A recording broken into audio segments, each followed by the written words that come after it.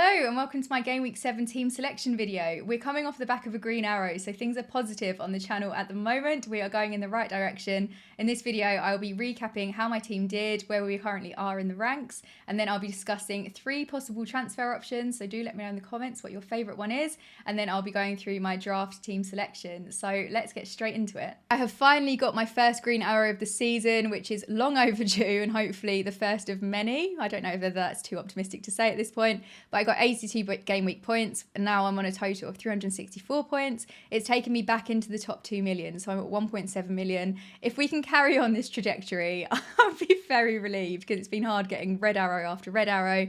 I've still got 2 free transfers. Last game week I just did Henry to Botman, which was one of the most successful transfers I've ever done, so I'm glad that I played it safe.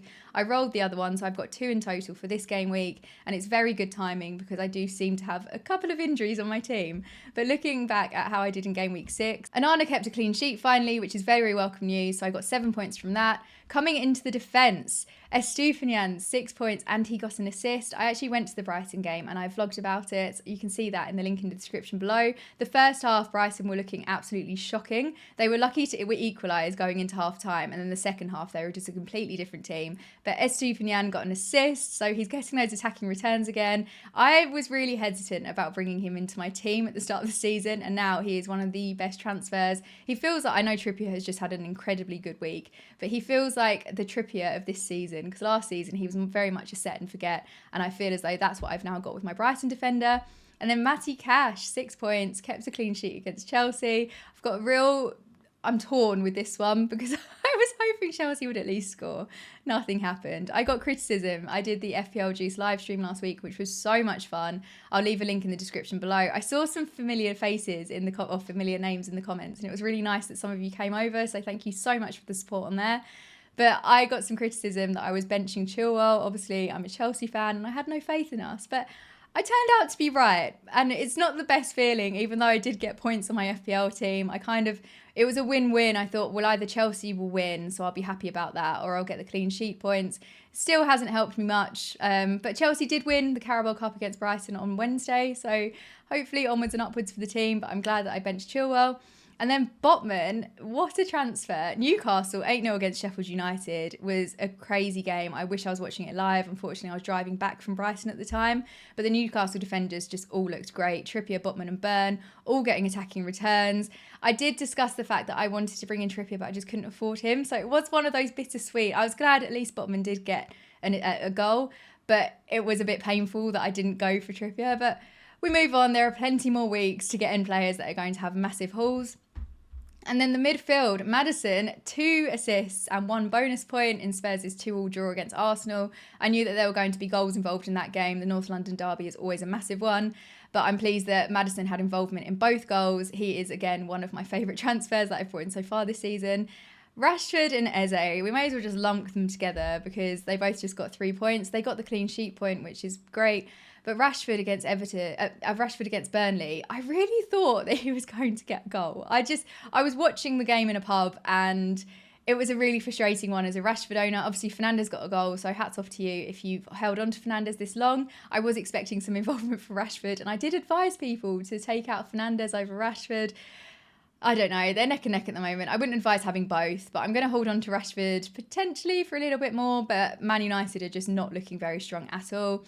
And then Eze, a 0-0 draw against Fulham. I, again, thought Palace were going to probably dominate that game, and the fact that they didn't even score a goal. No one scored, so there was no chance of any involvement from Eze. It's just annoying, and Eze's stats are still looking good, but it's just not translating into the game.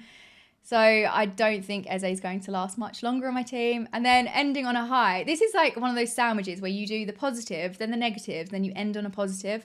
So we're going to go with Saka, a goal and an assist in the North London derby. Unfortunately, though, he is potentially injured, but we'll focus on the positives and finish this sandwich off nicely because he got 3 bonus points too. So I got 13 points in total. Very welcome. He is an amazing player and I hope he is fit and ready for this game week. Coming into my front 3, Watkins finally scored his first goal of the season. He's been very consistent with assists recently, which is getting a little bit irritating, but he scored and I'm very grateful to those of you in the comments that told me to hold on to him for a little bit longer because I was very tempted to transfer him out. Unfortunately, the goal was against Chelsea. Villa ended up winning because of it, but we have to park that loyalty aside. It's FPL, and even though it still hurts ever so much, at least Watkins finally got a goal. I just wish it wasn't against my team. But I am pleased that I held on to him, and Villa's run of fixtures now are turning for the best. So I will probably keep him in the team. I've still got cash as well. There is a temptation to take out Watkins, replace him with someone else, then bring in Diaby in the midfield. But I think that is a question for another day. There's no immediate response needed at the moment, especially when there are other fires to put out on my team. Wissa, this is getting annoying. A very quiet week for Brentford as they lost 3-1 to Everton. This was one of those games I was watching and then I just gave up halfway. I thought Brentford were going to dominate this one, but unfortunately it was Everton and I have no players from Everton on my team, so I had no interest in the match whatsoever.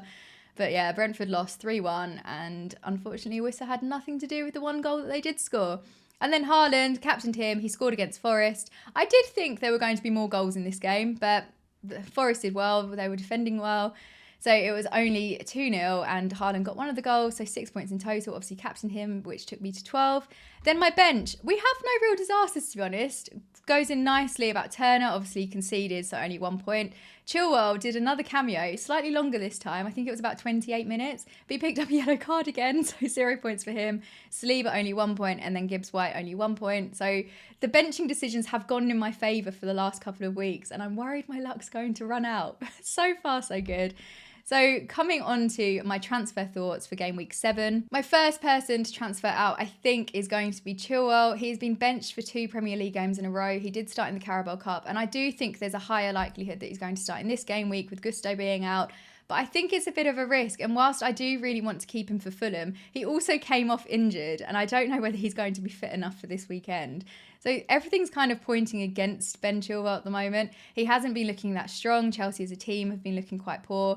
And for my own mental health, I think it's best I just don't have any Chelsea players on my team. So a nice replacement for him would be Shah. I was thinking of doubling up on Newcastle's defence. Obviously, we saw Newcastle. They've kept 2 clean sheets in the last 2 games, and last game week, everyone was at them. There were attacking returns everywhere. So I'm quite tempted to go for Shah. The only downside is I don't feel massively confident with bringing in 2 defenders from the same team. It's quite similar as doubling up when you have a goalkeeper and a defender from the same team. I quite like to spread myself a bit thinner. So Shah is a possibility. He's 5 million, so he is more expensive than Chilwell. And then if we look at his stats, we're not necessarily going to get some attacking returns from him, are we? But if we can get those clean sheet points, Newcastle look really strong defensively. So it could be worth taking a bit of a risk and just going all in on Newcastle. Alternatively, I could go for Destiny. Now, this upcoming fixture against Liverpool, I probably would have him benched for, but he's only 4.8 million. His ownership is quite high at 17.5%. But after Liverpool, they've got Luton away and then they've got Fulham at home. And Spurs have a really nice run of fixtures. And I don't have any Spurs players in my team as it stands. And I think Destiny, I could be very tempted with. I've got 2 free transfers. I do have, as I've touched on, some fires to put out on my team. So maybe now's not the time to use my transfer if I am planning to just bench him for the game week. But I've definitely got my eyes set on him. And I think stats-wise, they're not looking massively strong per 90, but he has had 2 assists so far this season. So we know that he is capable. There's music going on outside. It's wild. We know that he is capable of getting those attacking returns. And I do want to take advantage of Spurs' fixtures. On the topic of Spurs, I can't go into this video without discussing Son. So Saka has been flagged. I don't know how serious the injury is. Saka was seen limping after the Spurs game, and Arteta also confirmed the fact that he didn't take part in training. He missed the Carabao Cup fixture, which is probably for the best. If there is some sort of weakness there, it's better that he rests rather than pushes it. But I'm really hoping that he's going to be ready for the Bournemouth fixture, because that could be absolutely massive for Arsenal. I've got the exact amount of money in the bank for this one. I'm following the price rises very closely because I don't want to be priced out of it.